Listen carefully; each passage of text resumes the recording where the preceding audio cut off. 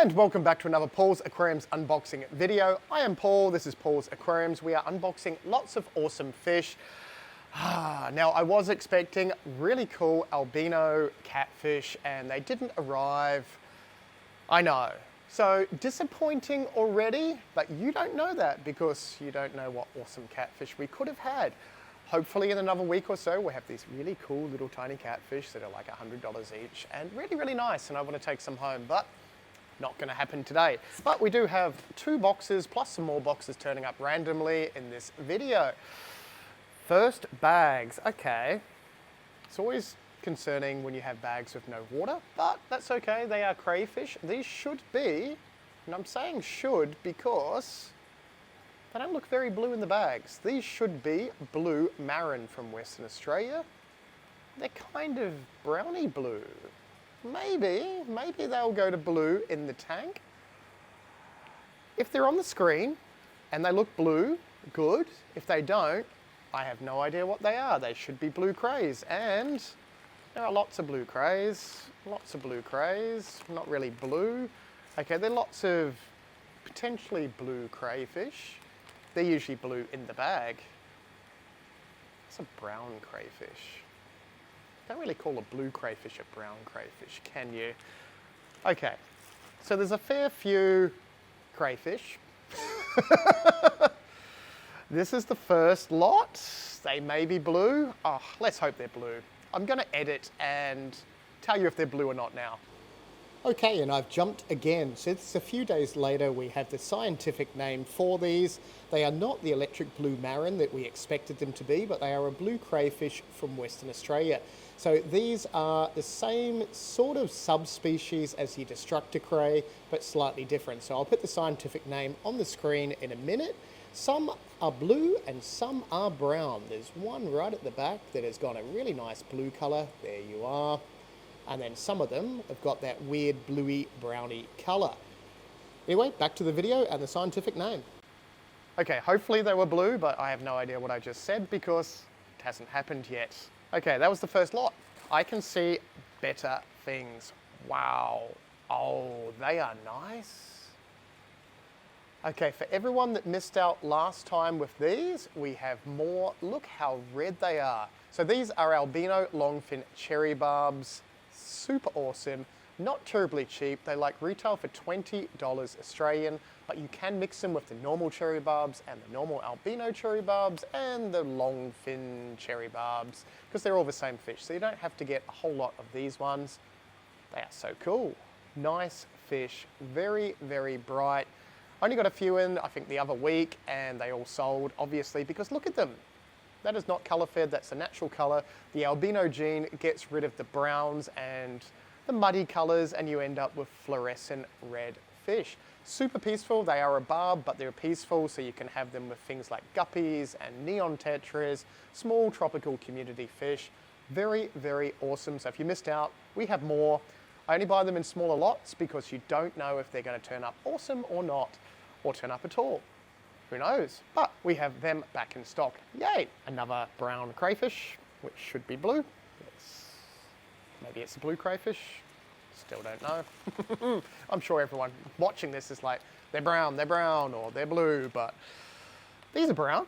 Or technically they should be called black kuli loaches, but they are brown. They are stripy. No, they're not stripy. These are non-stripy kuli loaches. See, normal kuli loaches have stripes, these don't have stripes. They are a different species. They're like a little tiny eel that lives in the bottom of your tank. They are small, peaceful, schooling, don't have nippy mouths. They will rummage around. Yes, I'm doing that again because they rummage around. Very cool little fish. Tropical, Asian species, so you can have a group of these and they will just wiggle and do their wonderful kuli loach things. A tiny bag, but super, super cool little fish. I only want one of these fish. You shouldn't get one because they're schooling fish, but I have some at home. They are albino lemon tetras. Sounds boring, but they are white with a yellow hue to them. So again, the albino gene gets rid of all the browns and stuff like that, and you end up with a lovely white and yellow fish. I've only got a few of them, but they will school with the normal lemon tetras, and I'm pretty sure we've got lemon tetras in stock at the moment. Lovely little fish. Hey, I wanted at least one of those. Happy days. More awesome fish. These are pygmy corydoras. We get a lot of these in and everyone likes them because they're small and they're cute. I'm sure people are saying, I don't like them. I don't like them because they're small. I don't like cute things. Well, that's wonderful, but lots of people like these. They are very, very nice, small, peaceful catfish.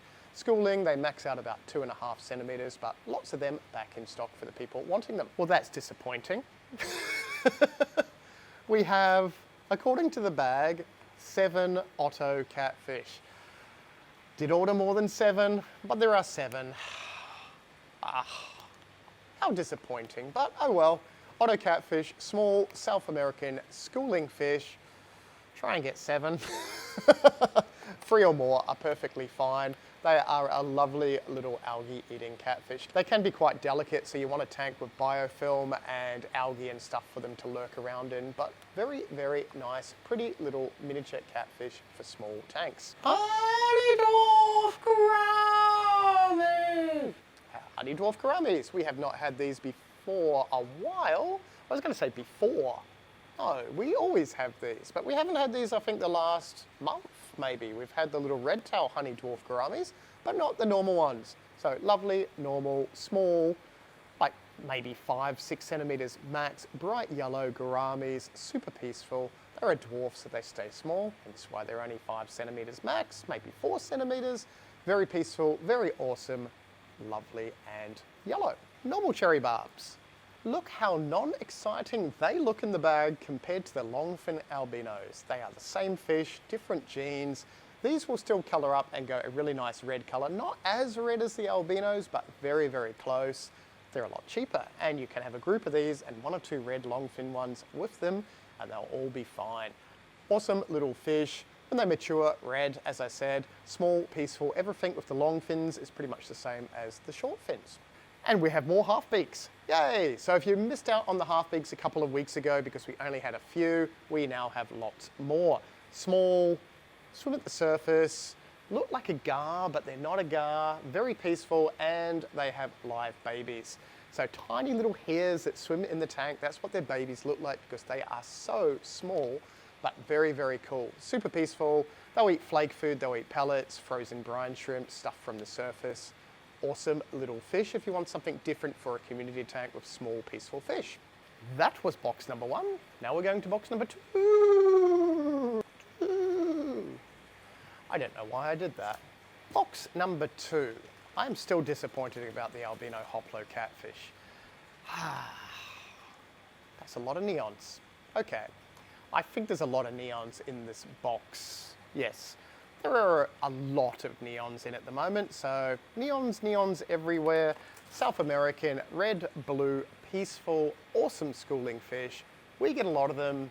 They're nice. Why wouldn't you like those in a tropical tank? Very easy to look after, pH below 7, so 6 to 6.5, 7 is fine. Big, big range. Lovely, tropical, and awesome. Ember tetras. Okay, another type of tetra from South America, like the neon tetras. Bright red, hence their name Ember. When they settle into a tank, very, very pretty. Smaller than a neon, so maybe 2 centimeters max, but bright red, small, awesome little schooling fish. Seem to have a lot of small, cool little fish, apart from only a few ottos this time.